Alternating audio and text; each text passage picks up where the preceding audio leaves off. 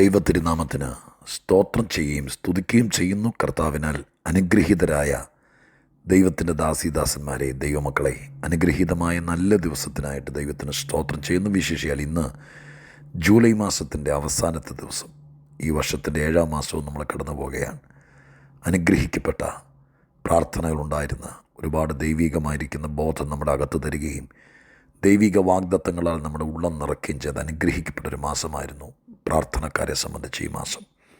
നിങ്ങളിൽ പലരും ഉപവാസത്തിലും പ്രാർത്ഥനയിലൊക്കെ പങ്കുചേർന്നു, ഒത്തിരി കൂട്ടായ്മയുടെ കൈത്താങ്ങൽ തന്നു. എല്ലാവർക്കും ഈ മാസം കടന്നു പോകുമ്പോൾ ഹൃദയംഗമായ നന്ദി.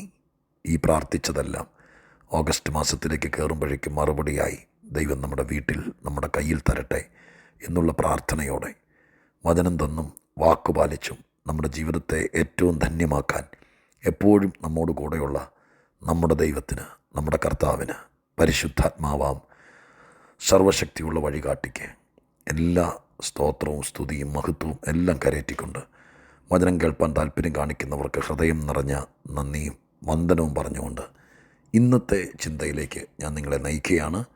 പുറപ്പാട് പുസ്തകം 23-ാം അധ്യായം 20-ാമത്തെ വാക്യം ഞാൻ നിങ്ങളെ വായിച്ചു കേൾപ്പിക്കാം. പുറപ്പാട് പുസ്തകം 23-ാം അധ്യായം 20-ാമത്തെ വാക്യം. ഇതാ, വഴിയിൽ നിന്നെ കാക്കേണ്ടതിനും ഞാൻ നിയമിച്ചിരിക്കുന്ന സ്ഥലത്തേക്ക് നിന്നെ കൊണ്ടുപോകേണ്ടതിനും ഞാനൊരു ദൂതനെ നിൻ്റെ മുമ്പിൽ അയക്കുന്നു. നിയമിച്ചിരിക്കുന്ന സ്ഥലത്തേക്ക് നിന്നെ കൊണ്ടുപോകേണ്ടതിന് ഞാനൊരു ദൂതനെ നിൻ്റെ മുമ്പിൽ അയക്കുന്നു. ഇസ്രായേൽ മക്കളോടുള്ള ബന്ധത്തിലാണ്. മിസ്രയീം വിട്ട് മരുഭൂമി യാത്രയിലൂടെ ചെങ്കടൽ കയറി കനാനിലേക്ക് യാത്ര തിരിക്കുകയാണ്. അക്ഷരീകമായിരിക്കുന്ന ഈ യാത്രയിൽ ദൈവമായ കർത്താവ് ഇസ്രായേൽ ജനങ്ങൾക്ക് വേണ്ടി മോശയോട് വാക്ക് പറയുകയാണ്. നിയമിച്ചിരിക്കുന്ന സ്ഥലത്തേക്ക് നിന്നെ കൊണ്ടുപോകാൻ വേണ്ടി ഞാൻ എൻ്റെ ദൂതനെ നിനക്ക് മുമ്പേ അയക്കുന്നു. 1-2 കാര്യങ്ങൾ ഈ വാക്യം വായിച്ചപ്പോൾ, ഇന്നത്തെ ചിന്തയിൽ അല്ല, പുതിയൊരു മാസത്തിലേക്ക് കടക്കുമ്പോൾ നമ്മുടെ എല്ലാവരുടെയും ജീവിതത്തിൽ അനുഗ്രഹപൂർണ്ണമാകാൻ ഉതകും എന്നുള്ളൊരു വിശ്വാസവും അങ്ങനൊരു ആത്മീക പ്രേരണയും എൻ്റെ അകത്തുദിച്ചതുകൊണ്ട് അത് പങ്കുവയ്ക്കാൻ വേണ്ടി കർത്താവിൽ ശരണപ്പെടുകയാണ്. നിയമിച്ചിരിക്കുന്ന സ്ഥലത്തേക്ക് കൊണ്ടുപോകാൻ വേണ്ടി. ഇംഗ്ലീഷിലെ വാക്ക് ഇങ്ങനെയാണ്: the place I have prepared. ദൈവമായ കർത്താവ് തയ്യാറാക്കി വച്ചിരിക്കുന്ന, ഒരുക്കി വച്ചിരിക്കുന്ന, കരുതി വച്ചിരിക്കുന്ന ആ സ്ഥലത്തേക്ക് നിങ്ങളെ കൊണ്ടുപോകാൻ വേണ്ടി ഞാൻ എൻ്റെ ദൂതനെ എൻ്റെ മുമ്പിൽ അയക്കാം, നിങ്ങളുടെ മുമ്പിൽ അയക്കാം.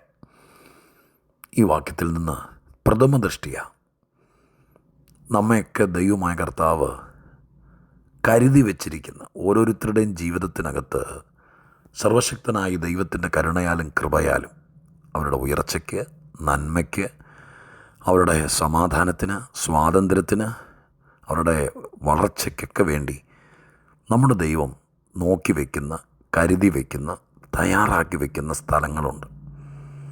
ഞാൻ ആത്മീക ജീവിതത്തെക്കുറിച്ച് എപ്പോഴും ഓർക്കാറുണ്ട്. ഇത്ര സുരക്ഷിതമായ, വേണ്ടുംവണ്ണമാണ് ജീവിക്കുന്നതെങ്കിൽ, ദൈവത്തിൻ്റെ പേര് പറഞ്ഞ്, ആത്മീയതയുടെ പേര് പറഞ്ഞ് നമ്മൾ എന്തെങ്കിലും കാണിച്ച് ആരോടെങ്കിലുമൊക്കെ പ്രാർത്ഥിക്കാൻ പറഞ്ഞിട്ട് ബോധിച്ചതുപോലെ ജീവിക്കുന്നൊരു ജീവിതം, അതിനെക്കുറിച്ച് ഇന്ന് ചർച്ച ചെയ്യുന്നേയില്ല.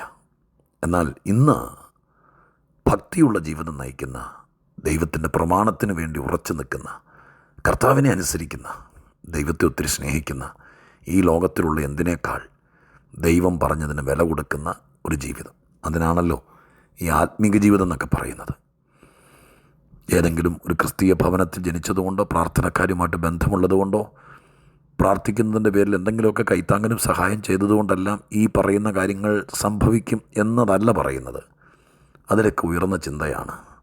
ദൈവം വിളിക്കുമ്പോൾ ഇറങ്ങി വരിക, ദൈവം പറയുന്ന വഴിയിലൂടെ നടക്കുക, ദൈവത്തിൻ്റെ ഇഷ്ടം ചെയ്യുക, ദൈവത്തെ പ്രസാദിപ്പിക്കുക, ദൈവത്തിന് കോപം ജ്വലിപ്പിക്കാതിരിക്കുക, ദൈവത്തിൻ്റെ സാക്ഷികളാകുക, ദൈവത്തിന് കൊള്ളാവുന്നവരായി ജീവിക്കുക. ഈ വക വാക്യങ്ങളൊക്കെ വിശുദ്ധ ബൈബിളിനകത്തുണ്ട്. അത് തെരഞ്ഞു പിടിച്ച് ചകഞ്ഞന്വേഷിച്ച് ഔവണ്ണം നമ്മുടെ ജീവിതത്തെ ക്രമീകരിക്കുക എന്നുള്ളത്, നന്മ പ്രതീക്ഷിക്കുന്ന, സുരക്ഷിതത്വം പ്രതീക്ഷിക്കുന്ന, ഈ പറയുന്ന വാഗ്ദത്തങ്ങളൊക്കെ നിറവേറിക്കാണാൻ പ്രതീക്ഷിക്കുന്ന ആളുകളുടെ ഉത്തരവാദിത്തമാണ്.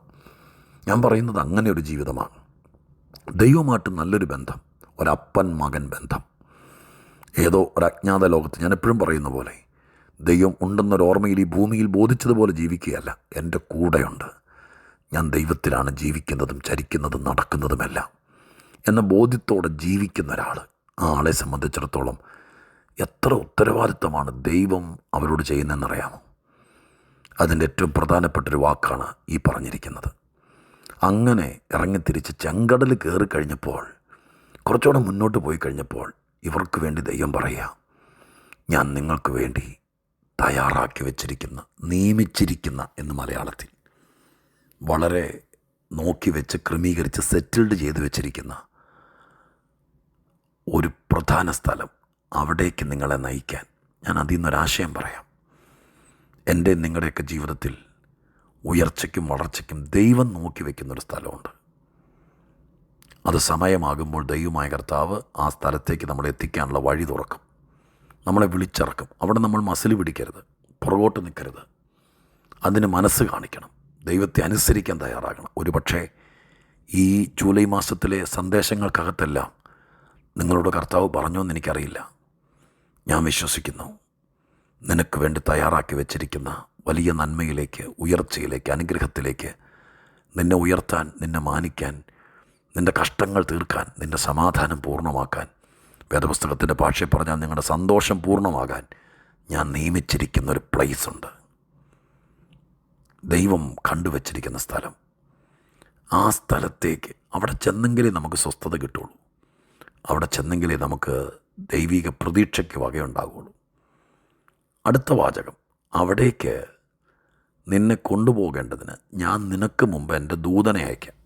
അല്ല, അതെന്തിനാ? അതിൻ്റെ കാര്യം കൂടി ഞാൻ പറയാം.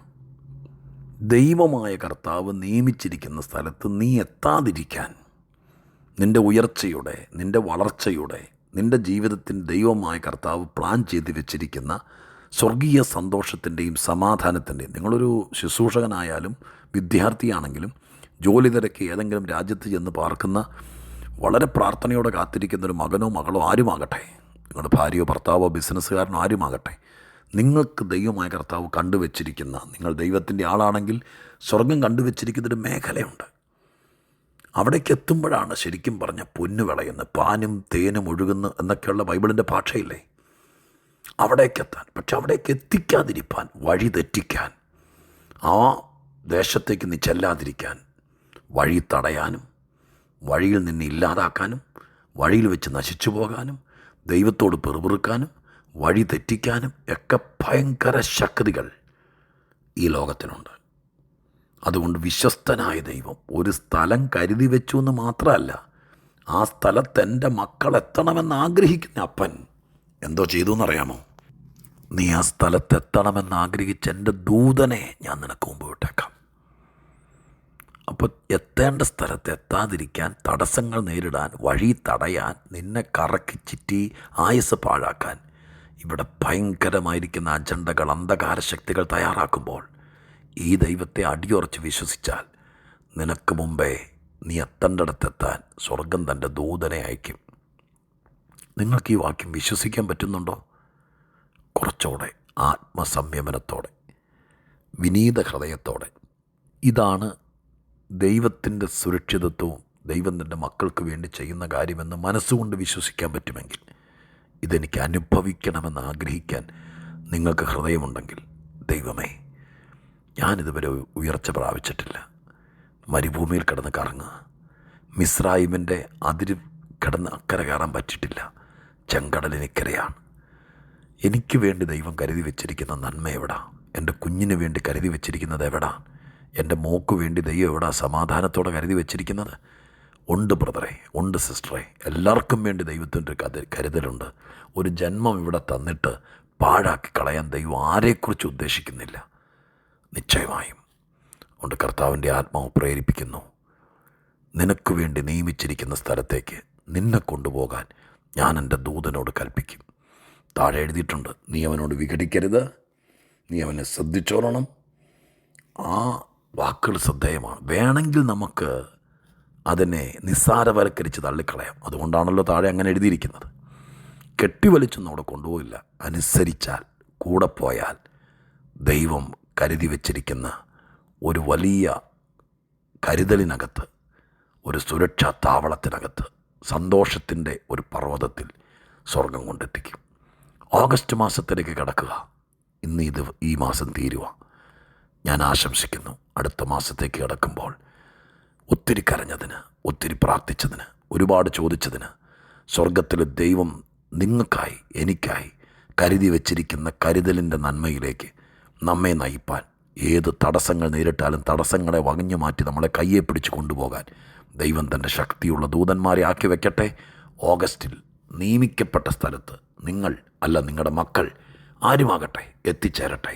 അതിൻ്റെ വഴിയും വാതിലും മഹാദൈവം തുറക്കട്ടെ എന്നുള്ള പ്രാർത്ഥനയോടെ ഞാൻ നിങ്ങൾക്ക് വേണ്ടി പ്രാർത്ഥിക്കാം. പരിശുദ്ധ ദൈവമേ, ഞങ്ങളുടെ സ്വർഗീയ പിതാവേ, കരുണയിൻ സാഗരമേ, മനുഷ്യനോടുള്ള അഗാധ സ്നേഹം, അങ്ങയുടെ പ്രണയം, അങ്ങേ അനുസരിക്കുന്നവരോടുള്ള ആ വാത്സല്യം ഞങ്ങൾ ഈ വാക്യത്തിൽ കാണുന്ന കർത്താവേ, അടിമകളെപ്പോലെ ഒരിക്കലും അങ്ങയുടെ മക്കളെ കാണാത്ത അങ്ങേക്ക് നന്ദിയോടെ സ്തോത്രം.